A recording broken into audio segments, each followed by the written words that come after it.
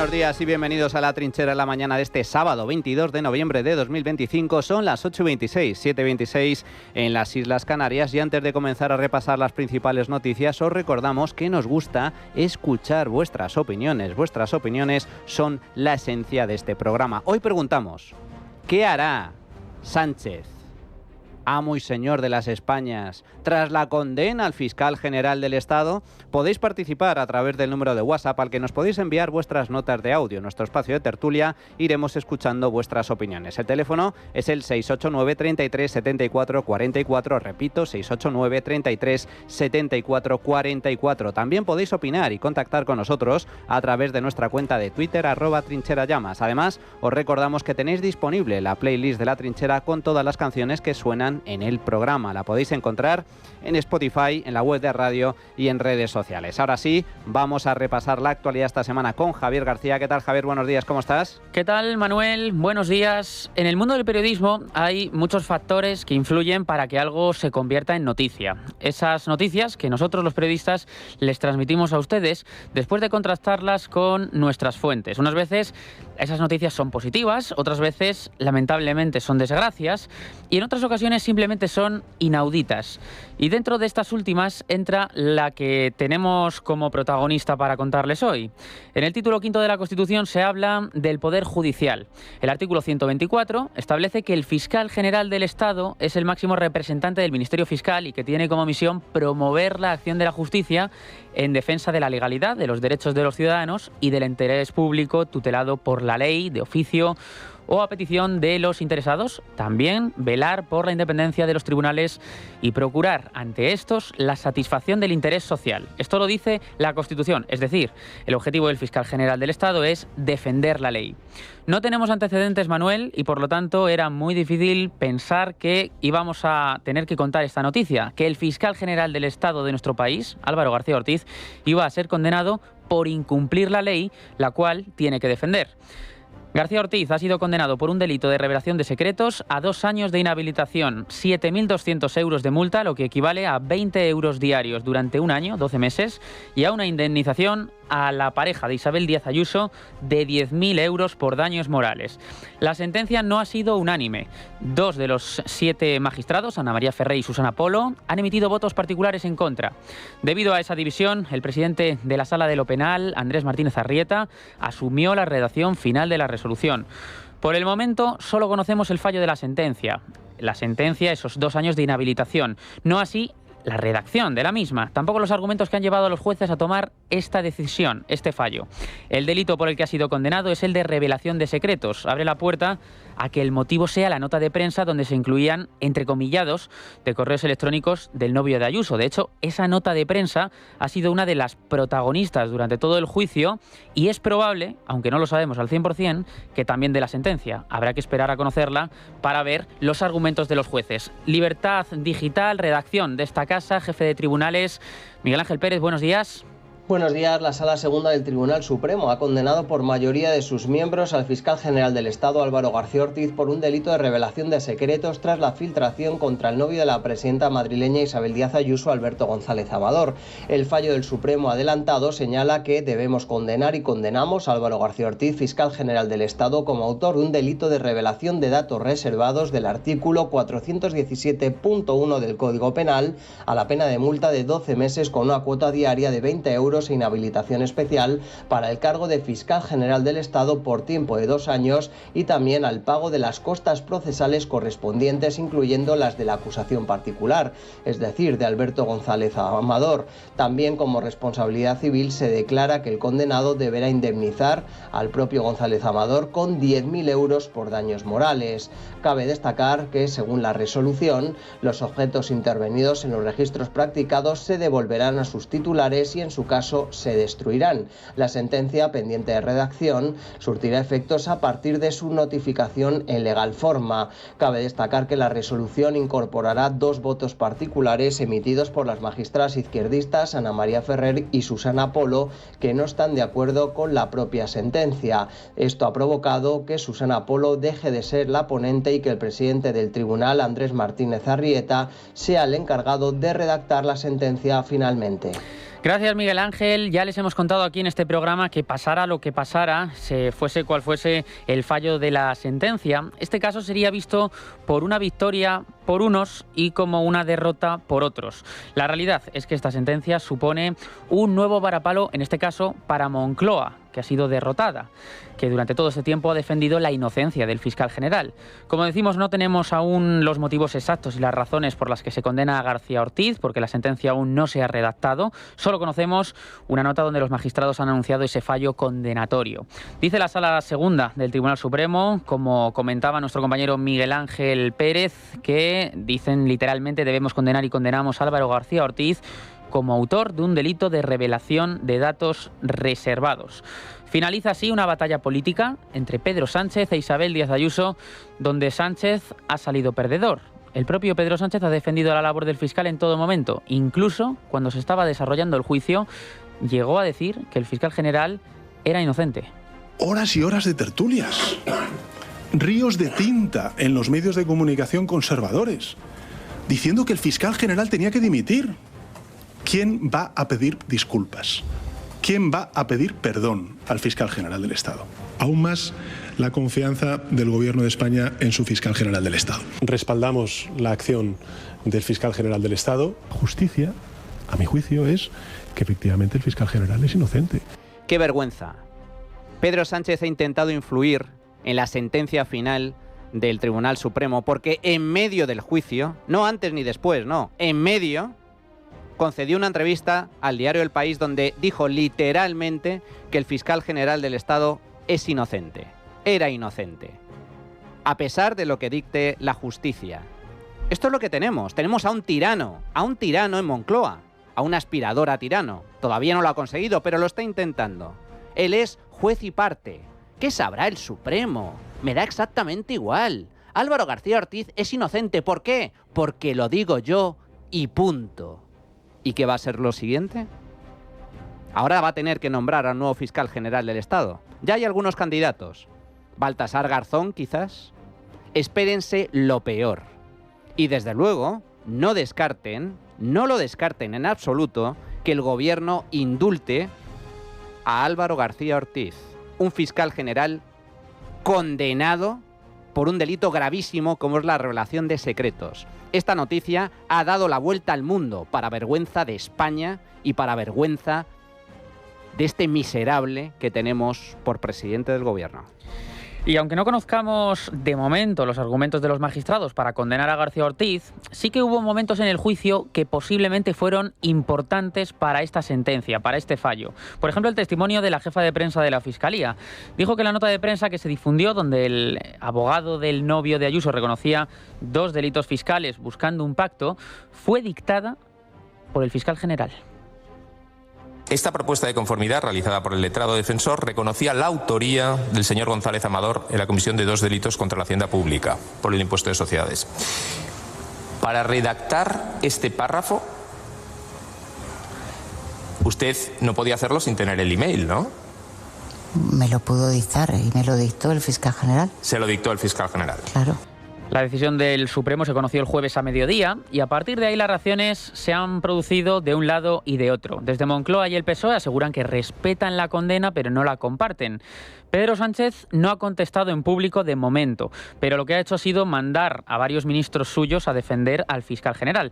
Como marcan los manuales de comunicación política, una de las reglas es la de no dejar un golpe sin responder, porque podría ser considerado ante la gente, ante la opinión pública, como una derrota. Por eso, mientras Moncloa está pensando qué respuesta dar exactamente a este gran varapalo de Pedro Sánchez, de momento se han pronunciado varios ministros. Atención a lo que dijo el ministro, nada más y nada menos que de Justicia de España, Félix Bolaños. El Gobierno tiene el deber legal de respetar el fallo, pero también el deber moral de decir públicamente que no lo compartimos. El Gobierno siempre ha creído y ha defendido la inocencia del fiscal general del Estado. Por supuesto, desde el Gobierno queremos mostrar nuestro reconocimiento a la labor de Álvaro García Ortiz como fiscal general del Estado y a su compromiso en defensa del servicio público, de la ley y de la verdad. Esto es lo que dice el ministro de Justicia, que no comparte la decisión de los jueces del Tribunal Supremo. Pedro Sánchez, de momento, como decimos, no se ha pronunciado. Sí lo han hecho también portavoces de su partido, como Pachi López. Escuchamos. Bueno, pues las sentencias se acatan, ¿no? Y nosotros la acatamos y la acataremos. Pero viendo lo que hemos visto, conociendo lo que conocemos, sabiendo lo que sabemos de todo el proceso, me parece una auténtica vergüenza. Una auténtica vergüenza, dice Pachi López. Vamos con más reacciones, que no han sido pocas. Los socios del Gobierno han mostrado su firme apoyo a García Ortiz, incluso han llegado a calificar de golpe judicial en toda regla. La derecha judicial y mediática acaba de asesinar civilmente al fiscal general del Estado. Hay una mafia golpista, reaccionaria, judicial, mediática, política, económica en España que es urgente desmantelar. Yo creo que cuando dijimos que había que reventar a la derecha nos quedamos cortas. Es decir, hay que desmantelar el poder golpista de la derecha. Hay una parte del Poder Judicial que hace mucho tiempo que hace golpismo. Ya está, porque los golpes de Estado hoy se hacen desde un plató y en sede judicial. Es así de duro. La confianza en lo que estamos haciendo el Gobierno, sí, y las explicaciones que tenga que dar el Partido Socialista las dará el Partido Socialista. Pero ustedes saben que cuando el presidente del Gobierno presentó su plan de acción contra la corrupción, nosotros fuimos muy contundentes en que queríamos algo ambicioso. Somos menos sorpresos. Los catalanes somos los menos sorprendidos por este desenlace porque conocemos al Supremo y también porque sabemos de quién depende la Fiscalía, y para el PSOE la justicia deja de ser justa solo cuando les afecta a ellos. Cuando les afecta a ellos. Pues estas son las reacciones de los socios. Yone Belarra, Montero, Rufián, Urtasun de Sumar y esta última Míriam Nogueras del partido del delincuente Carles Puigdemont, de Junts. En todas las batallas hay vencedores y vencidos. En este caso, la vencedora ha sido la presidenta de la Comunidad de Madrid, Isabel Díaz Ayuso. El líder de los populares, nada más conocer el fallo de la sentencia, Alberto Núñez Feijóo, hizo una rueda de prensa sin preguntas y ahí aprovechó para criticar la actuación de Pedro Sánchez durante el proceso judicial. Un mínimo de decencia requeriría del señor Sánchez, en primer lugar, disculpas a la justicia y a la ciudadanía. ¿Quién le va a pedir perdón al fiscal? Repitió una y otra vez. Pues hoy tiene la respuesta. Nadie. Es él quien tiene que pedir perdón a todos los españoles por nombrar a este fiscal, por utilizarlo para sus intereses y por manosear de forma tan burda las instituciones. Y también hizo una declaración institucional muy dura ayer la presidenta de la Comunidad de Madrid, Isabel Díaz Ayuso. Aseguró que lo ocurrido con el fiscal general es propio de una dictadura. No es el fiscal general del Estado, sino Pedro Sánchez, quien se ha sentado en el banquillo de los acusados. Él mismo afirmó que el fiscal defendía de él y el fiscal ha sido condenado. Él mismo dijo que habría que pedir perdón al fiscal mientras juntos borraban todo dispositivo digital con el ánimo de obstruir la labor judicial. Por eso esta noticia ha dado la vuelta al mundo, porque en ninguna democracia liberal un fiscal depende del presidente del gobierno y aún menos cooperan coordinados en operaciones de Estado hasta llegar a ser condenados por el Tribunal Supremo. Tiene razón la presidenta. De hecho, nunca antes en la historia, no solo de España, sino de ninguna democracia liberal del mundo libre, un fiscal general del Estado ha sido condenado por cometer un delito. Nunca. Jamás. Creo que el único precedente, que yo sepa, que yo conozca, es de un fiscal general de un estado de Estados Unidos. También por revelación de secretos. Y por cierto, la fiscal en concreto, la fiscal general, fue condenada a cárcel. A cárcel. Aquí tan solo a inhabilitación. Y luego dice el gobierno, la reacción, atención, dicen que acatan la sentencia. Hombre, solo faltaría. Es que si no acatarais la sentencia, estaríais cometiendo un delito de desacato. O sea que no os queda más remedio que acatarla. Y dicen también, bueno, pero respetamos pero no compartimos. ¿Ah, sí? ¿Respetáis? Diciendo que la sentencia es una vergüenza, diciendo que el fiscal general del Estado es inocente, diciendo que esto es una sentencia política y no una sentencia judicial. ¿Eso es respeto? Eso es insultar a la justicia. Eso es vulnerar y pisotear la división de poderes. Es un atentado contra el Estado de Derecho y contra la democracia misma. Y luego están los podemitas, los socios de Pedro Sánchez, llamando ya literalmente, abiertamente, al golpe de Estado. ¿Somos conscientes de dónde estamos? Estamos gobernados por un grupo de partidos políticos que no respetan la justicia, que pretenden asaltarla y que se proponen abiertamente a colonizar el Consejo General del Poder Judicial, a acabar con todo atisbo de división de poderes, a implantar una dictadura en España. De eso estamos hablando. De eso estamos hablando. A eso nos enfrentamos. Esa es la realidad. Un intento de autogolpe de Estado desde el Estado mismo. Y Manuel, aunque la sentencia del Tribunal Supremo aún no ha sido oficialmente notificada ni redactada, será firme, pero García Ortiz todavía tiene la opción de presentar recursos. El primero sería el incidente de nulidad, un recurso que suele tener pocas posibilidades en los numerosos casos que cada año resuelve la Sala de lo Penal.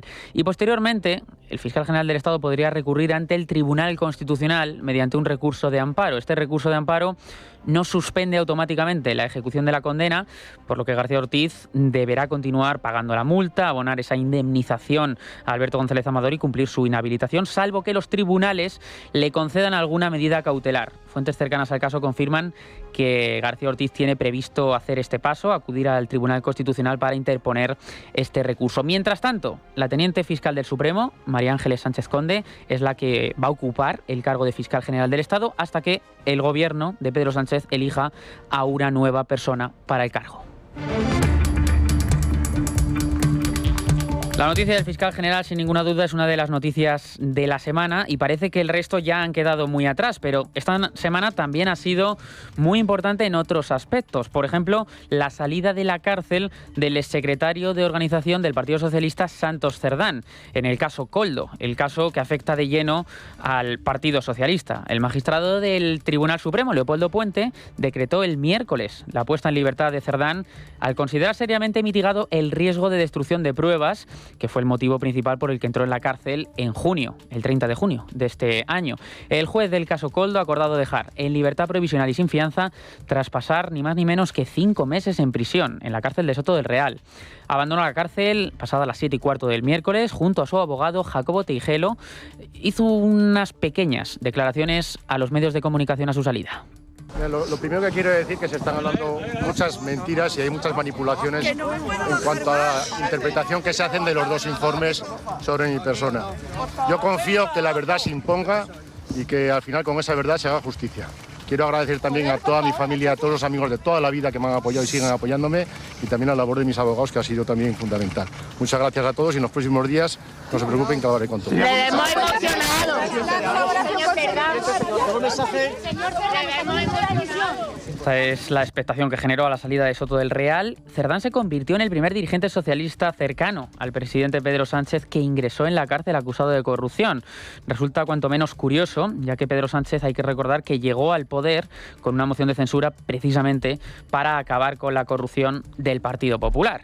La salida de la cárcel se ha producido porque la Guardia Civil publicó informaciones clave, entre ellas después de los registros en las sedes de Acciona. Se ha publicado un nuevo informe de la UCO, de la Unidad Central Operativa de la Guardia Civil, que ha revelado, entre otras cosas, cómo operaba la trama para conseguir adjudicaciones de obra pública. Las investigaciones consideran que Santos Cerdán era, dice literalmente este informe de la Guardia Civil, el enlace entre el Ministerio de Transportes de Ábalos y empresas como Acciona, que después subcontrataba a Servinávar, que era la empresa de la que Cerdán obtenía supuestamente sus beneficios económicos de forma irregular. Esa empresa se llevaba, dice el informe, un 2% de mordida en cada contrato que se cerraba. Se llevaron alrededor de 7 millones de euros en mordidas. Según el informe, la relación entre Servinávar y Acciona se remonta a muchos años, antes incluso de la llegada de Pedro Sánchez a la presidencia del gobierno. Estamos hablando de septiembre de 2015 y a un proyecto en concreto, la mina Muga en Sangüesa, Navarra. En ese momento firman un acuerdo de colaboración empresarial que se justifica por la buena implantación de Servinávar en la Comunidad Foral de Navarra. Un argumento cuanto menos llamativo porque allí la empresa solamente tenía 12 días de vida. Consiguen el contrato para explotar la mina y Servinávar se lleva casi 3 millones de euros. Siguiendo este mismo modus operandi, consiguen las adjudicaciones de varias obras públicas. Cada vez que Acciona subcontrata a Servinávar, los conceptos, eso sí, son bastante ambiguos, pero la empresa navarra se acaba llevando, como decimos, el 2% de todo el dinero. Estaríamos hablando de esos 7 millones de euros. La investigación demuestra que la participación de Santos Cerdán en todas esas adjudicaciones.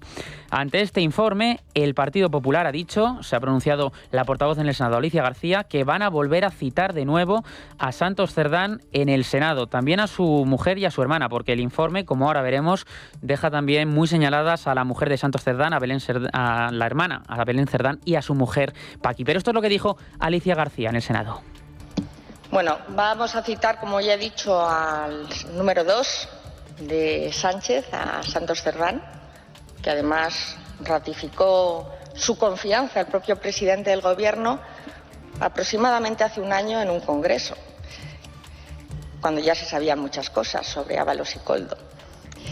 Y la mujer de Santos Cerdán, Paqui, que ya conocemos todos por sus ganas de gastar y también la conocían bien en los grandes almacenes, pues lógicamente lo primero que queremos saber, como ha pedido la UCO, creo que ha sido la UCO, que rastreen las cuentas de Paqui y de, creo que la hermana de Santos Cerdán, Belén Cerdán, pues cuando tengamos también esa información, pues veremos si la llamamos.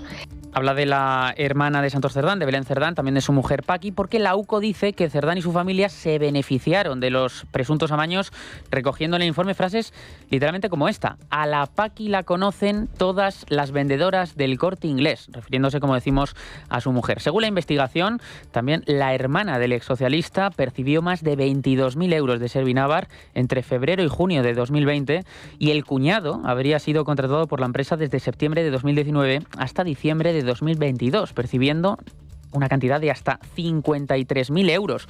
Paco Cobos, buenos días. Buenos días. A la Paqui la conocen todos los dependientes del Corte Inglés. Así resumió en un mensaje a su mujer Anchón Alonso lo que gastaban Cerdán, su socio, y su esposa, la Paqui, que llevaban una vida de lujo, restaurantes fin de semana sí y otro también, todo lo bueno y lo mejor, y sin ser nada discretos. Es lo que decía Anchón Alonso del entonces secretario general del PSOE y copropietario de Servinavar, a costa de una tarjeta de crédito a nombre de esta empresa que conseguía mordidas por presionar en la adjudicación de obra pública. Cerdán gastó más de 33.000 euros en gastos de índole privada. Entre ellos, el nuevo informe de la UCO detalla gastos como unas vacaciones en Ibiza o numerosas cuentas en el restaurante que hay abajo del ático, que también le pagaba Servinavar. A esto hay que sumarle la colocación de su mujer y su cuñado en empresas sin dar, como diría aquel, un palo al agua. La Guardia Civil no ha encontrado ningún atisbo de actividad respecto al trabajo de Paqui, y sí un papel en casa de Anchón Alonso que decía Francisca Muñoz, trazabilidad. ¿Qué hacía? ¿Trabajo? Por cierto, los agentes avisan de que habrá un nuevo informe detallando todos los gastos de la tarjeta de aquel hombre que el PSOE calificaba como austero, ese al que llamaban Super Santos Cerdán. Gracias, Paco. Estaremos muy pendientes de todo lo que suceda en Milagro, porque Santos Cerdán ya ha acudido a su localidad de Navarra y te encuentras allí, así que si consigues alguna exclusiva, nos pides paso. Desde el Ejecutivo ya se empezaron a anticipar que descartan que haya más implicados en la trama tras la puesta en libertad de Santos Cerdán. Sin embargo, lo más llamativo es cómo tratan desde Moncloa de despejar a la administración pública de la corrupción que cerca al Ejecutivo y al Partido Socialista. Según fuentes gubernamentales, lo recogido en el informe de la Guardia Civil no pone el dedo en la existencia de un amaño en las contrataciones, aunque sostienen que eso no quita que se hayan cometido delitos. La realidad es que la trama empezó a operar desde antes incluso de que Pedro Sánchez llegara al gobierno. ¿Cuál ha sido, Leticia Barquín, buenos días, todas estas reacciones? ¿En qué se escuda el Ejecutivo de Pedro Sánchez? Buenos días. Buenos días. No hace tanto que en el Gobierno dudaban de que hubiera pruebas suficientes contra Cerdán. Ahora este informe demoledor ha causado un golpe que dicen duele en el seno del PSOE, aunque señalan que no alcanza la magnitud del que sufrieron en junio, cuando el exsecretario de Organización ingresó en la cárcel. Mientras mantienen su discurso de colaboración con la justicia, hay quienes están decepcionados y no llegan a entender por qué, con los indicios sólidos que ha revelado la UCO, Cerdán habla de mentiras y manipulaciones. En el Gobierno rechazan su responsabilidad y aseguran que todo está bien perimetrado, descartando que haya más implicados. Los ministros Elma Sainz y Carlos Cuerpo. Era inimaginable y nada. Esto se circunscribe a actuaciones muy concretas, de personas muy concretas, y es el momento de que la justicia actúe con total contundencia. Lo que esperamos es que se siga avanzando y que por supuesto que la justicia lleve a cabo su labor y que se esclarezca y que las responsabilidades que tengan que declinarse lo hagan. Según fuentes gubernamentales, lo recogido en el informe de la UCO no pone el dedo en que exista un amaño en las contrataciones, aunque dicen que eso no quita que se hayan cometido delitos. Estas mismas fuentes califican esta trama como muy sofisticada, restando credibilidad a que Cerdán la haya podido liderar, tachándole de persona simple. De hecho, llegan a presentar al exsecretario de organización, hoy en libertad condicional, como un monje y Ábalos como un disfrutón. En el gobierno insisten en que desconocían la información que ha salido a la luz y que por eso pusieron la mano en el fuego por Cerdán. Sin embargo, repiten y descartan que exista financiación ilegal en el PSOE. Félix Bolaños. Por supuesto que no hay financiación irregular del Partido Socialista. Las cosas que se han conocido era el reembolso de gastos. No hay financiación irregular de ninguna organización cuando se reembolsan unos gastos que un trabajador ha hecho previamente, normalmente en un restaurante, en un hotel, y por tanto pues estamos absolutamente seguros de que no hay ninguna financiación irregular en el partido. En el gobierno además descartan la posibilidad de que Cerdán pueda ir en contra del PSOE con la información comprometedora que pudiera tener de la formación. Gracias, Leticia. Precisamente todo lo del fiscal general se conoció después de la sesión de control que fue el miércoles, donde el Partido Popular y el Partido Socialista se echaron en cara todos los casos de corrupción. El PP atacó a los socialistas con el caso Koldo y todo el tema de Santos Cerdán, mientras que el gobierno contraatacó con el caso Almería, que afecta al Partido Popular, y ya ha habido dimisiones. La crónica parlamentaria de lo que sucedió y de este nuevo cara a cara entre Sánchez y Feijóo es de Jesús Úbeda. Jesús, buenos días. Shalom, shalom. He visto cosas que ustedes nunca hubieran podido imaginar. A Óscar López bailando, por ejemplo, durante la sesión de control de este miércoles. Alberto Núñez Feijóo, que firmó una buena intervención parlamentaria, le recordaba al ministro de Transformación Digital y de la Función Pública aquellos días no tan pretéritos en los que buscaba información comprometida sobre Pedro Sánchez. Se interesaba por las aulas de su suegro cuando era un poco menos sanchista. Entre tanto, el socialista ejecutaba con su cabeza una coreografía nerviosa, desgarbada, hipnótica, girándola primero a un lado, luego al otro, una vez y otra, como un cruce entre los perrillos esos de juguete que se ponen en los coches y los bolos humanos del Grand Prix, mientras tragaba saliva y reprimía el tentador impulso de aflojarse el nudo de la corbata. Pocas horas después de que la Unidad Central Operativa de la Guardia Civil colocara a Santos Cerdán como líder de una millonaria red de mordidas, minutos antes de que el Supremo le pusiera en libertad provisional. DJ Uco pinchó el Woke Up This Morning de Alabama 3, la canción de Los Soprano, en Ferraz. Leire Latre sacó a bailar a Antonio Hernando y López teme ser el siguiente en salir, forzado a la pista. Por su parte, Feijóo quiere ver a todo el mundo moviendo las caderas. Cuantos más mejor. Por ello, su pregunta al presidente la extendió a todo el gobierno y a todos sus socios. Usted se ha declarado insumiso hacia las Cortes Generales. La conclusión es, oiga, le pregunto, para sacar algo adelante, ¿hay que reservarle una mordida del 2% al Partido Socialista Obrero Español? Sánchez, precavido, recurrió al hueco estribillo de tolerancia cero frente a la corrupción y a su España va bien. Se escabulló por lo fácil, o sea, mirando a Valencia. Lleva usted un año aplaudiendo a Amazon y viene a dar clases de ¿qué? De ejemplaridad. Mírese al espejo antes de dar lecciones de ejemplaridad, señoría. La puigdemontonera Nogueras aportó poco y la condenada por enaltecer el terrorismo de ETA, María de las Mercedes Saiz Purúa, exigió la oficialidad de la selección vasca de fútbol, demanda que el jefe del Ejecutivo, por cierto, no le negó. Esther Muñoz, a la vicepresidenta. Lo único que sabe el señor Sánchez es que en el año 87, cuando tenía 15 años, fue al mejor concierto de su vida, el concierto de Guns N' Roses. Hombre, Guns N' Roses no vino a España hasta el 93. Si es que miente hasta cuando se hace el moderno. ¿Hasta cuándo hace el moderno? Va una pequeña corrección friki a la portavoz popular. El primer concierto de la banda estadounidense en suelo patrio fue el 30 de junio de 1992 en Sevilla. Su primer concierto en Madrid, eso sí, el 6 de julio de 1993. Cayetana Álvarez de Toledo pasó de Cerdán y se ciscó en el informe del abogado del TJUE sobre la amnistía. La popular, a Bolaños. El presidente ya ha absuelto al fiscal general y usted dice lo que va a hacer el Tribunal de Justicia de la Unión Europea. ¿Y Bolaños? ¿Usted qué dijo que el Supremo pararía la amnistía? ¿Usted qué dijo que el Constitucional lo haría? ¿Usted qué dijo que Europa no permitiría la amnistía? ¿Pero quién es usted si es que tiene credibilidad cero? Qué contenta tiene que estar la Paqui. Hasta la semana que viene.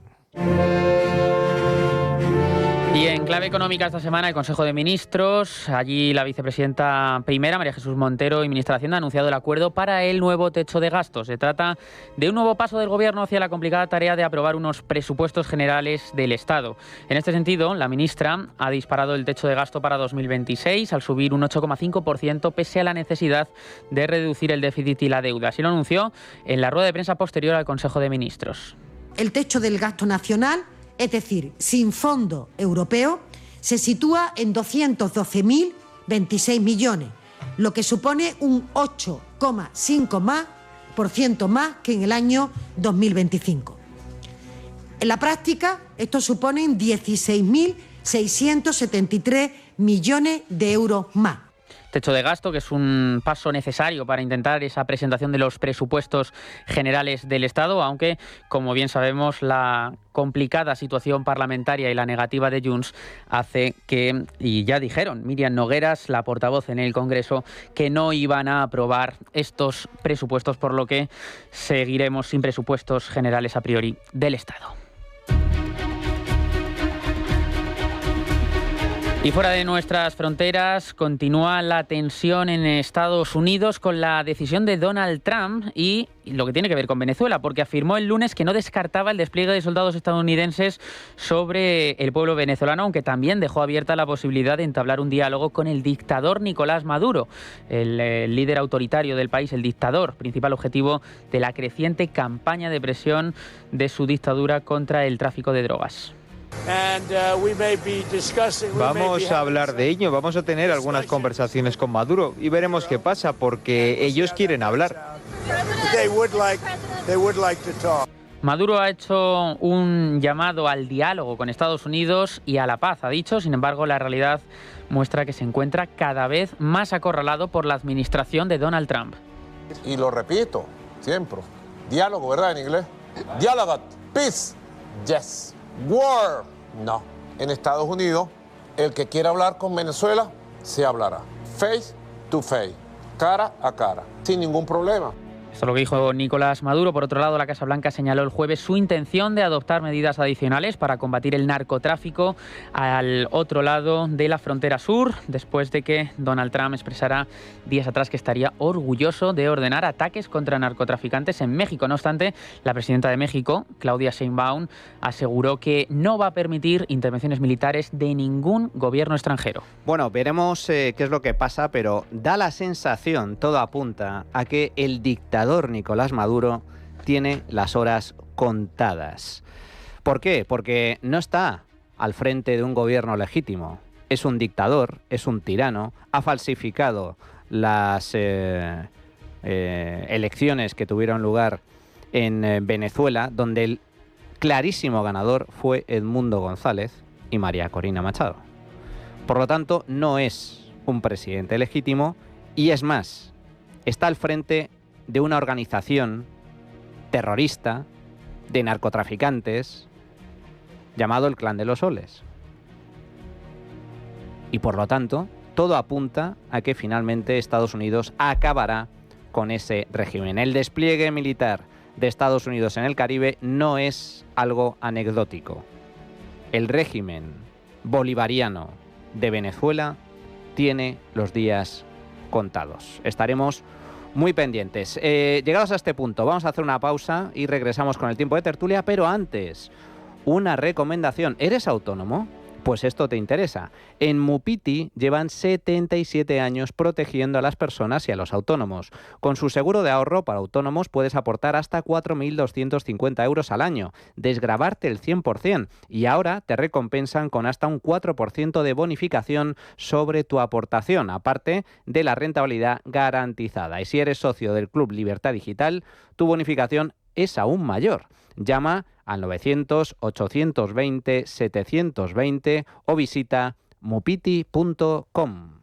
Es Radio Madrid, 99.1 y 105.7 FM.